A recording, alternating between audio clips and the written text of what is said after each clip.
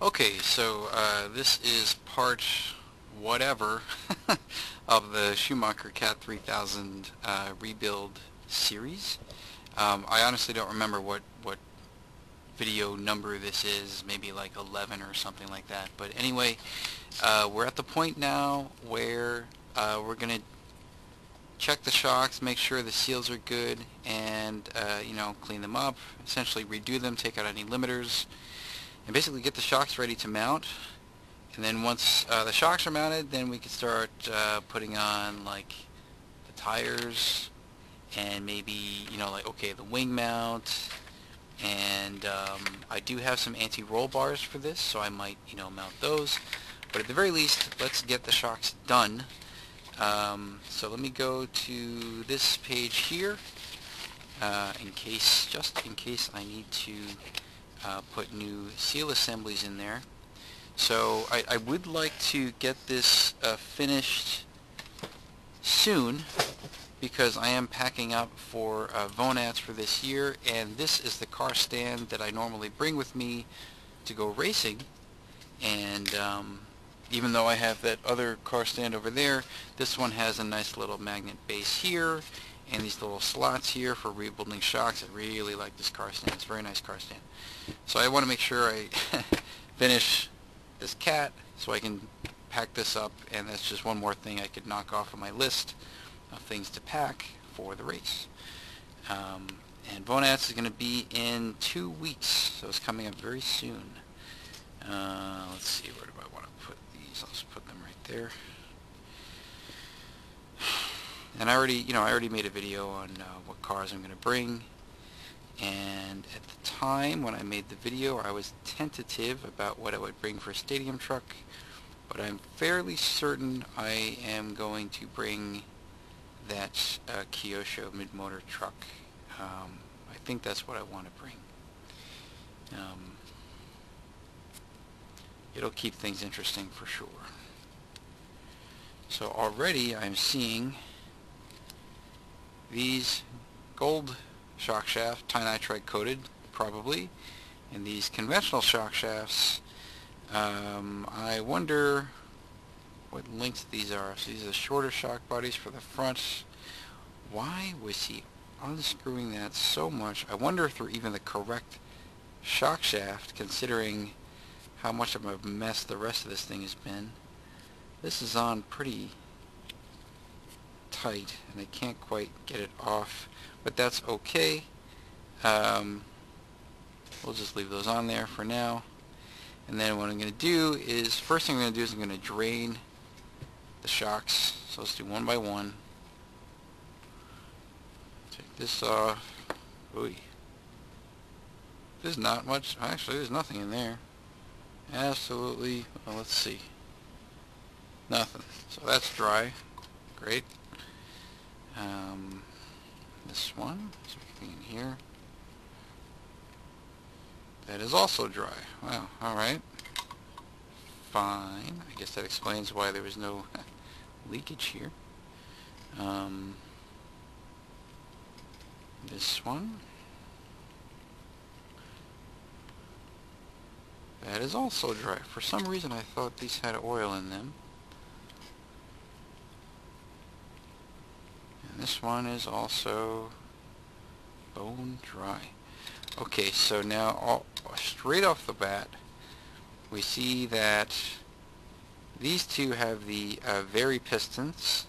So for those who don't know, in the old Schumacher CATs you had variable shock pistons. So with a single piston, it was actually a two-piece assembly, a top piece and a bottom piece, and you can click them over one way or the other.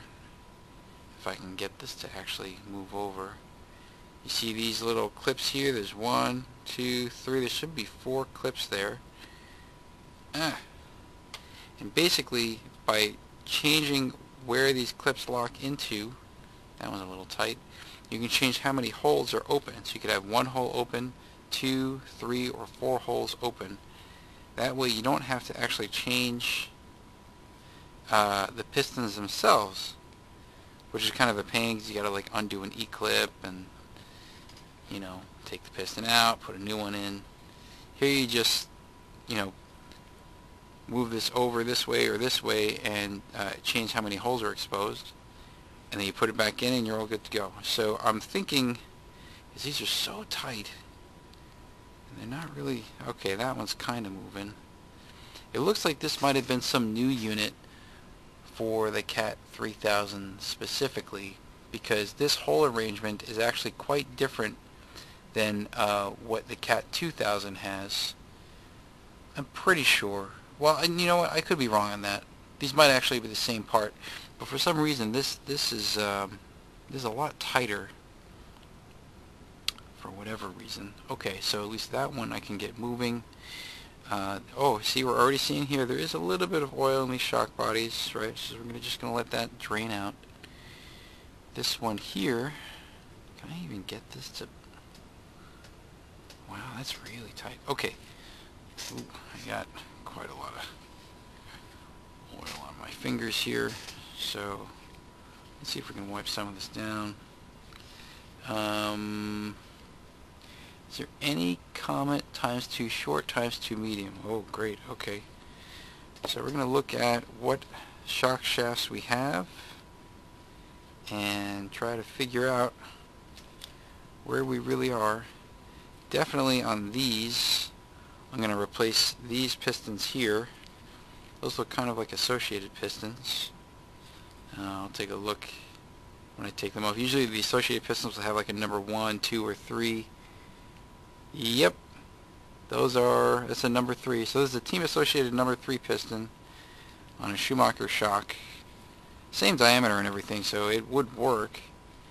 But, you know, again, another dumb choice for, you know, how you would build a CAT. So, this glove is all, it's got a hole in it, so I'm going to steal this glove here. Throw that out.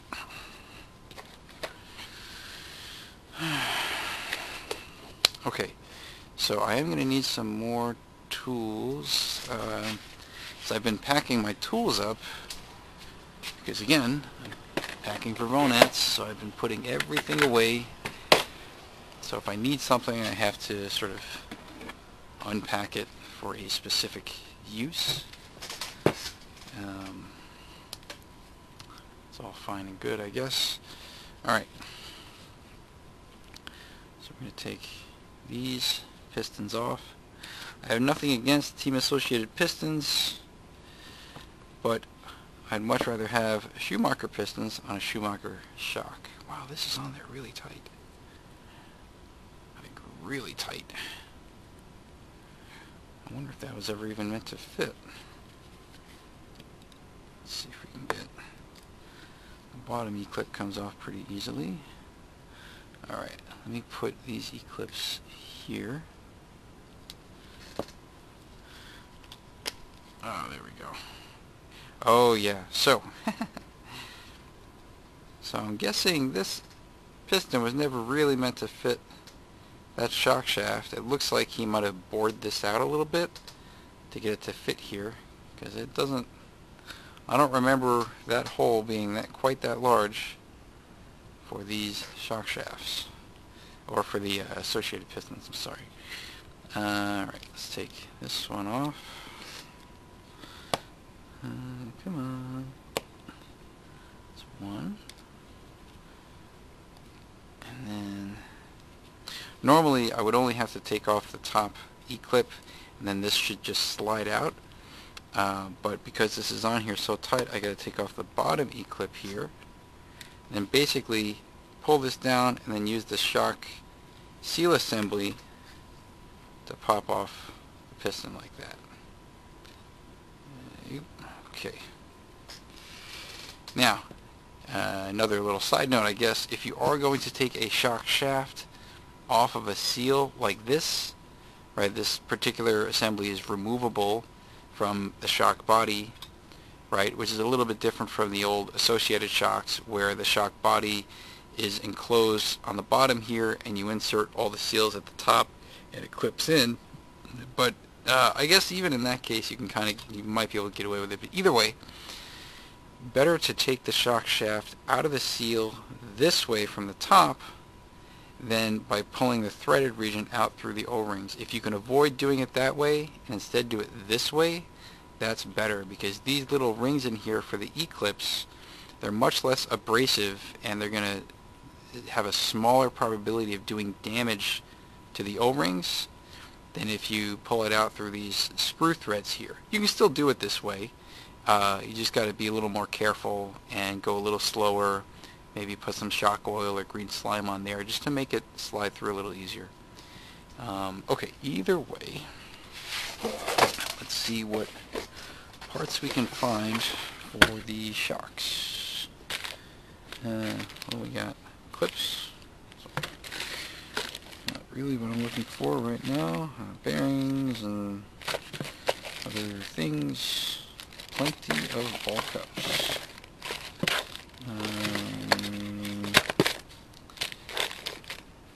Okay, we got some O-rings there. Alright, so maybe it's in the other box. This has been a couple of weeks since I've worked on this, so I don't quite remember where I put the various parts. Oh, right. Definitely want to get these out. These springs, I'm guessing those are associated springs, because the thickness of this spring doesn't quite line up with the thickness of these Schumacher springs, and these also have a different shape. They kind of taper in a little bit at the ends of the spring. Pretty sure these are associated springs. So yet again, another stupid thing the previous owner did. I mean, maybe, you know, maybe they were just more familiar with associated shocks, like RC10 shocks at the time, and so they figured, okay, well, I know how to tune those shocks, so let me just try to make the Schumacher shocks a bit more like that, and that'll save me some trouble. Alright, you know, I get it, but if you're going to do that, then just get associated shocks, I mean, for Christ's sakes. Oh, here we go. Some O-rings. Yeah, so I probably put the extra pistons and seals and things maybe in here. Shaft stuff. And belt stuff. Some tower stuff. Okay, nope, not in there. How about here?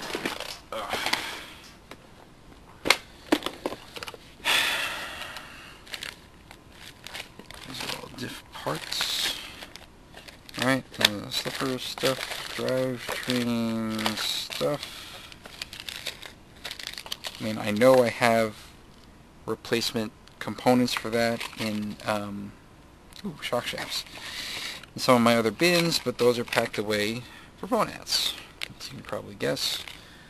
Alright, by the way, this I'm going to take out because I know this is some kind of either low-C or RC10 unit. So that doesn't even belong in there. I'm going to try to figure out what that goes to. So, these are medium and long. Okay, so what I'm going to do here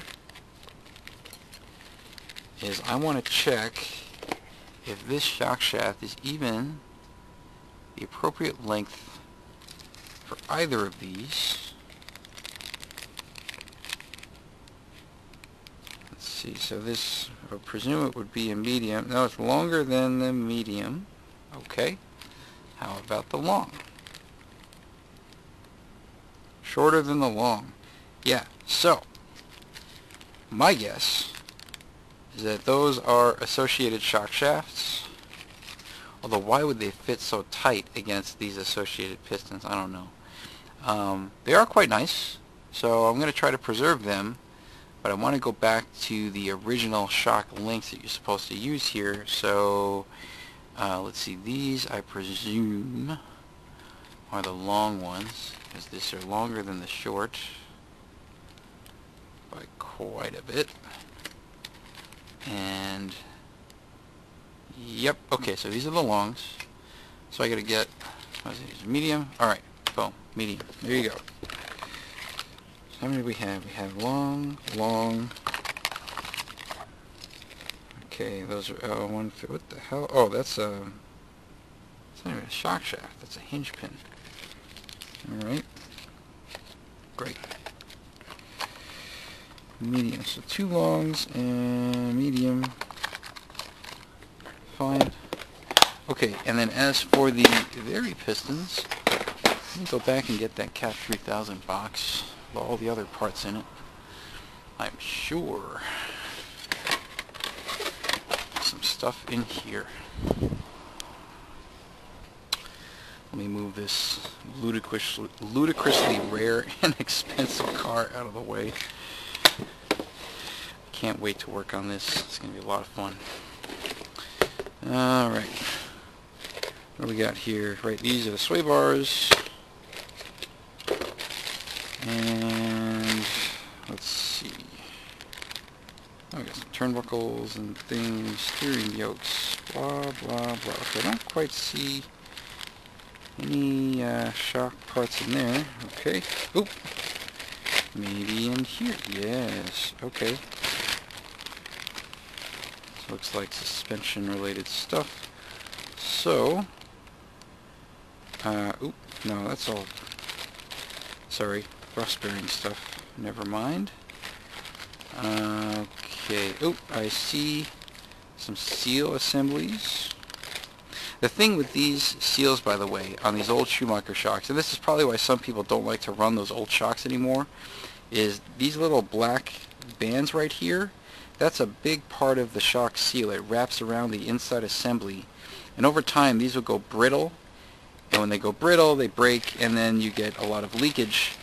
And even if you can find replacement U835E parts for these, they don't make these anymore. So even if you find a brand new in package part, it's going to be a 20-something, by now maybe 30-year-old part.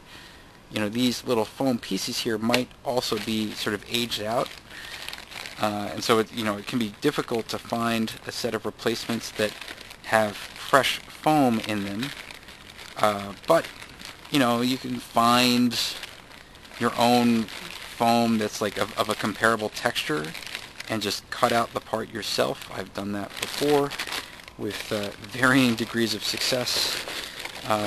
So you know, you could try to do that. Alright, I do see a few shock parts in here. Okay, yep. The thing is, I don't know exactly what kind of foam it is, so... Alright, that's the molding with the pistons, blah blah blah. What do we got here? Some other shock parts. Oops. Okay. And these are short shock shafts, seals. What else? Okay, some washers and bearings and screws and things. What's this? Pivot pins and block shifting reset. Oh, right, that's for the active caster system. Okay, so I think we have probably enough here. All I really need, I might not need these seals, but it is good to know that I have a few additional sets. I have a couple of more of these elsewhere. Let me just make sure I put those all together. Yeah, like this here, you see? This is a U835E, brand new in package, and I just broke this. These two bits here, they're aged out. You can't tell on the camera, but these are hard now. These are not soft foam. And every time I touch it, see, it breaks. And it breaks. So those foams are useless, right? But the O-rings are fine. It's just those foams are useless. Brand new in package. So be very careful when you're looking around for replacements of those. This one, those foams are pretty squishy, so that's good. That's even better. So this is so-so. This one's quite good.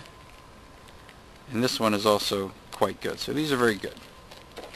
And this one, so-so. You can feel like, oh, no, never mind. See? That one just snapped. This one is a little, it's flexible, but it's a little stiff on the ends. So, yeah. Beware. Alright, so do I want to use these? Or should I look for... I thought I had another set. I do in that bag there, in that Ogio bag, I have several sets. So I guess now it's a question of whether or not I want to open up this package or a different one. Shit. Decisions. I guess if I want to remain true, well, either way, it's going to be, because this is like a lot of stuff, and I only really need the Pistons, so that would be kind of wasteful. Alright, so now we're going to go in here. I got to look for some shock pistons. So you got to pack efficiently. So that's got Schumacher stuff and Kyosho stuff and Tamiya stuff all in there, because I'm bringing all kinds of different kits with me. Oop, here we go. So this one, yeah, so this is a kind of a different version of the same thing it would look like. Wait, no. 1310F, yep, that is the same thing. Pretty sure they had a few variants of it. It's 1310F. Alright.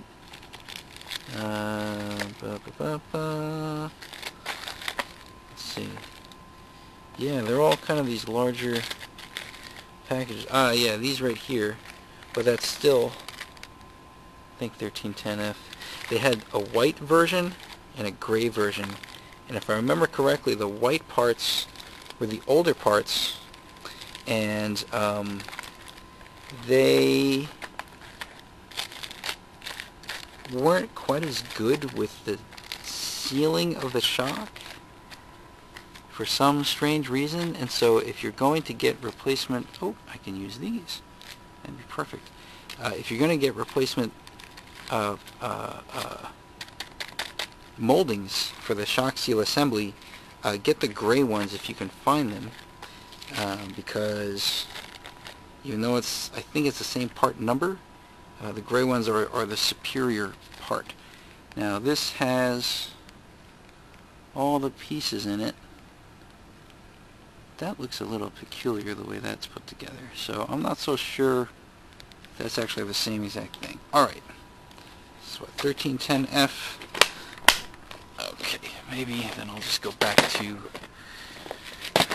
what I already have over here. These are 1310F. Alright, fine. And this one it is.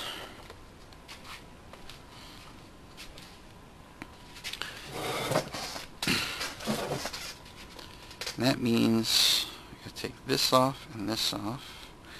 I'm also going to need my shock wrench, which I already put away. Packing a lot of stuff.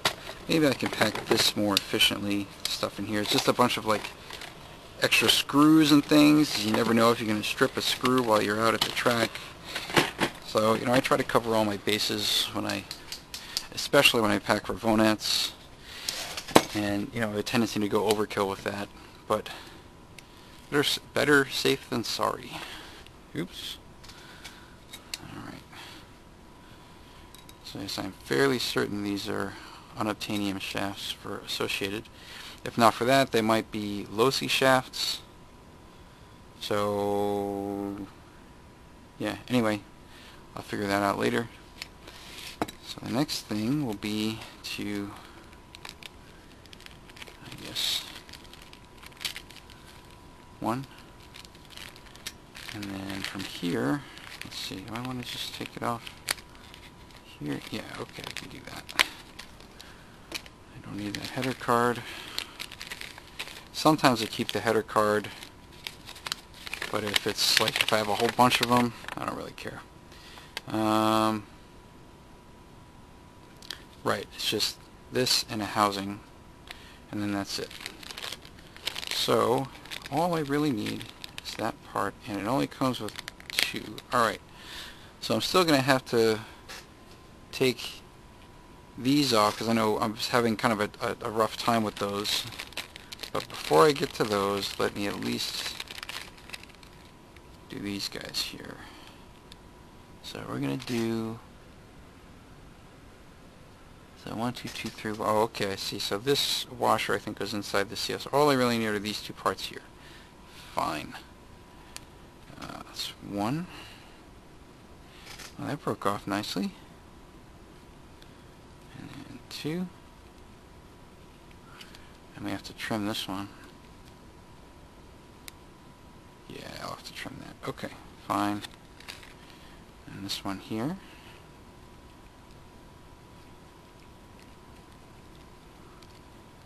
One.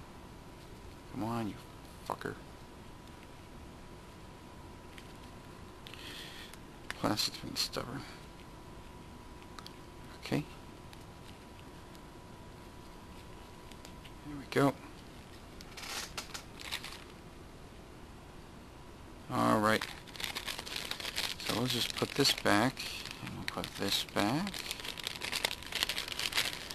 And I will put this in here somewhere.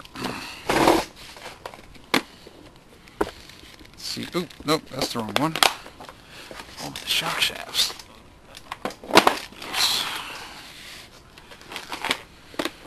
Okay, let's see.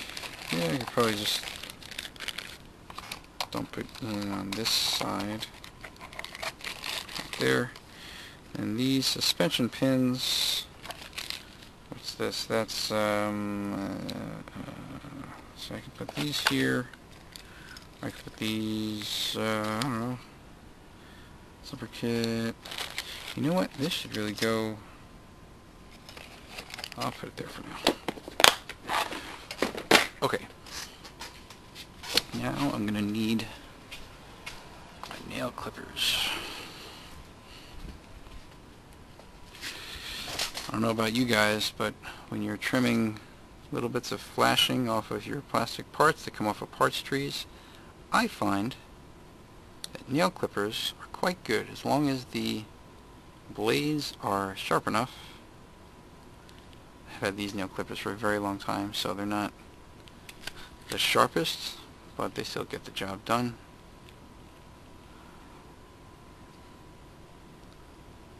And then if they don't do it, then, you know, a razor blade or a hobby knife, like a Swiss Army knife or something, that'll do fine too. Pocket knife. Alright. Good. Put this back. I won't need that again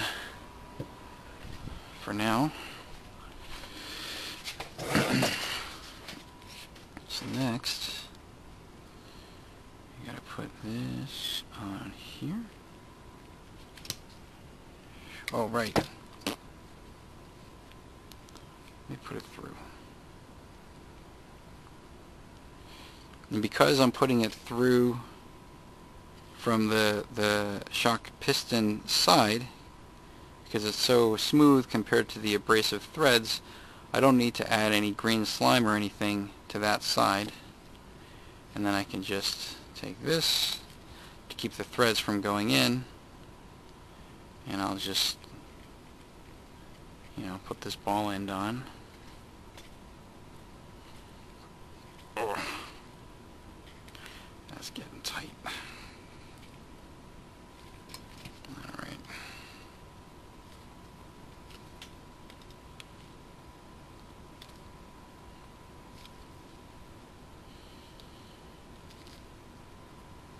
You don't want to, you know, get these grabby bits onto the actual ball end, so I'm trying to do it right over here on this side, so I don't ruin the actual ball cup itself. Alright, that's good enough. Okay. I can fine-tune that later. I'm actually tuning the shock. So we're going to get this piece on, like so. Boop. Clips right in. And if I remember, actually, yeah, this does the same thing, more or less. Yeah, slightly different assembly. So this is for the CAT 2000, and you can see there's one little notch here, right? And then this, for the CAT 3000, you got two notches on the top piece there. So it does look like there are different assemblies.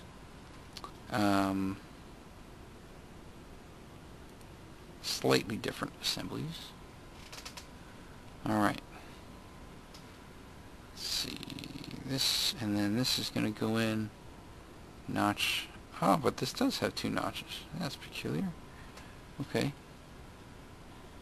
And that's going to go in this way, if I remember correctly. Right?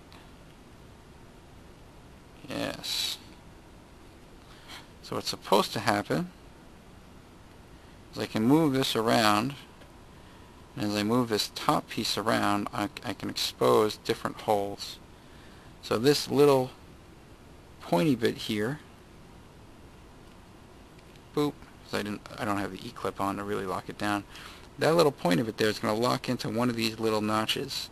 As it does so, I can expose different numbers of holes. So for my CAT 2000s, I would say that for the most part, I'm running 2 holes out of the 4 total that you could run on this. I find that, like for, let's say, hard packed dirt, 2 holes with, you know, 30 to 40 weight oil gets you a good baseline. You can go from there. Now this part is going to suck. Everything in there. Oh, that's right, because there's also a little notch there that I have to line up with this.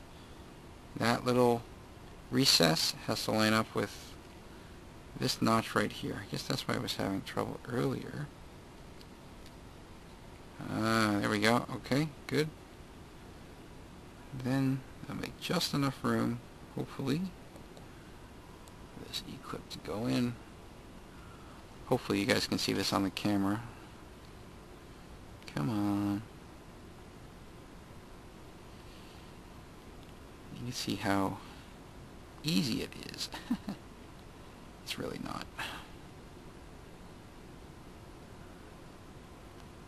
There's not a whole lot of margin here to actually get this on.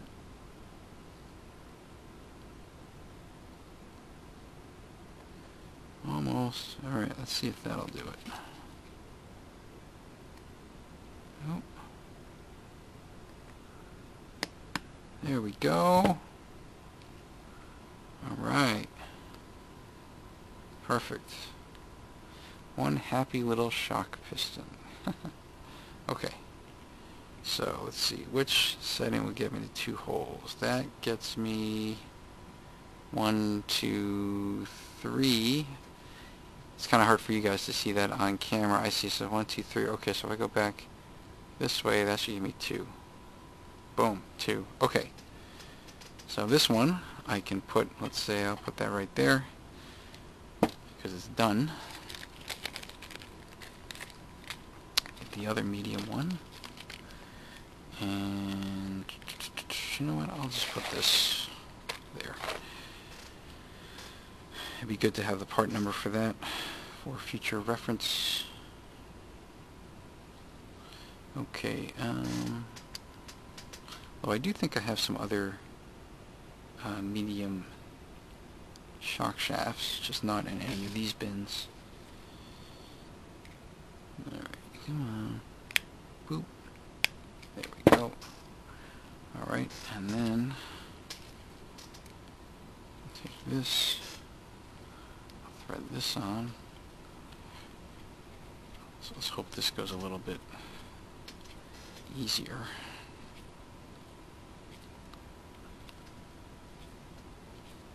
It does.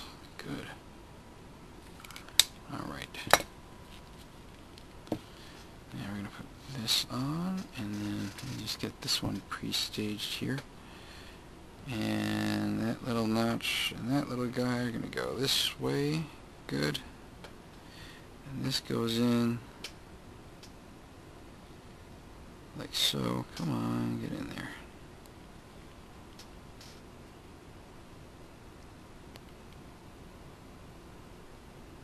See, with modern shocks, it's so much easier. You don't even have to deal with E-clips. I think maybe there's one E-clip at the bottom, and then at the top you just use like a screw. So the top of the shock shaft has a little threading. You just lock it down with a screw. That's convenient. But then what's the fun in that? You're not torturing yourself to assemble a shock shaft. I don't know, to me that's kind of part of the fun, I guess. Alright. Ah, shit. Get in there. Come on, come on, come on, come on, come on, come on. Part of the problem is just the E-clip is small, and there's not a whole lot of space for it to sort of sit in the actual sort of indented region on the shock shaft. I just want it to sit just in perfect alignment so I can just take the tweezers and lock it down. But it looks like we're having some trouble there. Ah, there we go. That's not quite in. Ah, okay. There we go. Good. I have had cases where on the CAT 2000 the E-clip on the top would pop off. So you really got to make sure that it's actually in the actual sort of race or indent or whatever that's on the shock shaft.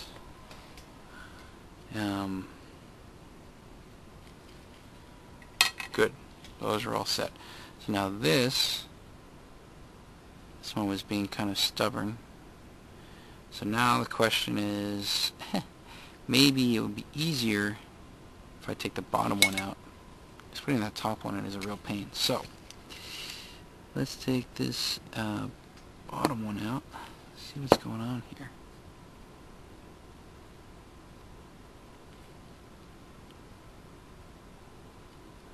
And it does move around. It's not like there's any difficulty there. Alright, maybe he put it in wrong and didn't put that little indentation and line it up with that little notch there. So I'm going to try this on both of these other shafts, see if that helps. Let's see. Yikes. Is that in? It is not really in. Alright, so it's going to need a bit more. Unless it's just loose. Yeah, it's, oh, I see, it's kind of bent. Shit. Okay, so you can actually fix E-clips to a certain extent. You can just bend them back. But I don't seem to have... I don't want to get out another set of pliers for this. So let's see, do I have any other E-clips in here that I could just steal? No, but. Oh, wait a minute. Don't I have E-clips here somewhere? Pretty sure I do. None of these guys. Perhaps in here.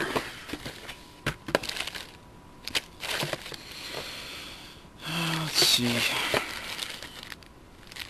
Some washers, bearings. Alright, none in that one.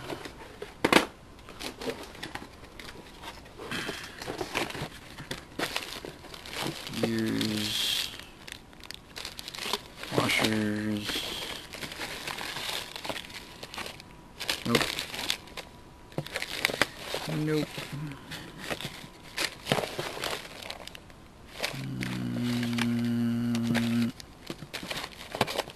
Nope. Okay.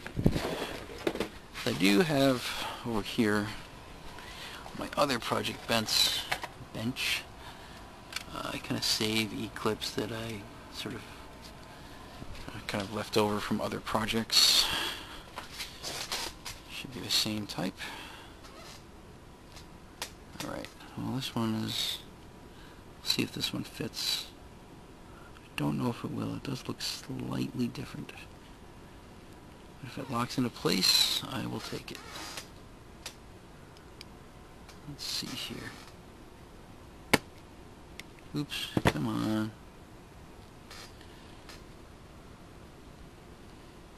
You know what's ironic is I went to Home Depot and I got that lighting setup and that lighting setup up there, and they're very bright, but they don't really help me on the bench because there's a lot of shadowing. Oop, it does lock into place. So it actually sometimes makes it harder for me to see what I'm doing. But this thing here is helpful because I can move it around and get the lighting that I need.